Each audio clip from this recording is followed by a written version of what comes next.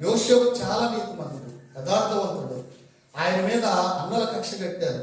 తర్వాత పొతీఫరు భార్య ఇంట్లో అవమానం జరిగింది.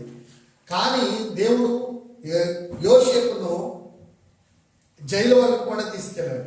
ఏ రోజు కూడా ఇన్ని కష్టాలు వచ్చాయని యోసేపు బాధపడలేదు. నేను నీతిమంతుడిగా ఉన్నాను, యథార్థవంతుడిగా ఉన్నాను, ఏ తప్పు చేయలేదు, కానీ నాకే ఎందుకు ఇన్ని కష్టాలు, ఇన్ని శ్రమలు, ఇన్ని ఇబ్బందులు, దేవుని నమ్ముకున్నందుకల్లా నాకు ఇన్ని కష్టాలు వస్తాయా అని బాధపడలేదు.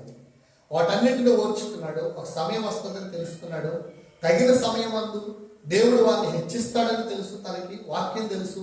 దేవునితో అటాచ్మెంట్ కలిగి ఉన్నాడు, సహవాసం కలిగి ఉన్నాడు, ప్రార్థన కలిగి ఉన్నాడు. ఎప్పటికప్పుడు దేవునితో మాట్లాడుతున్నాడు కనుక ఈ శ్రమలన్నింటినీ కూడా అతను దృష్టిలో తెచ్చుకోలేదు. ఎన్ని శ్రమలు వచ్చినా ప్రార్థన పూర్వకంగా ఉన్నాడు కనుక ప్రార్థన చేస్తున్నాడు.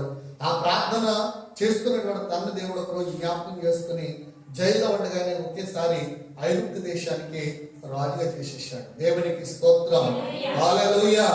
నీతిమంతుల కష్టాలు వస్తాయి, రావని అనడానికి వీల్లేదు, రానియండి. కానీ దాని వెనకాల ఎవరున్నారు? ప్రభు అన్నాడు. ఖచ్చితంగా దేవుడు వారి శ్రమలన్నింటిలో నుండి వారిని విడిపిస్తాడు అనేటువంటి ఒక నమ్మకం, విశ్వాసం నీతిమంతులు ఖచ్చితంగా వంటదన్నమాట. సామెతల గ్రంథము 24:10 చదువుకుంటే అక్కడ ఒక నీవు కృంగిన ఎడల, శ్రమ వస్తుంది, వచ్చినప్పుడు కృంగిపోకూడదు. శ్రమ నుండి బయటపడే మార్గాన్ని ఎంచుకోవాలి, శ్రమ నుండి తప్పించుకునే మార్గాన్ని ఎంచుకోవాలి. శ్రమ వచ్చినంత మాత్రాన మనం కృంగిపోవాల్సిన పని ఏమి లేదు.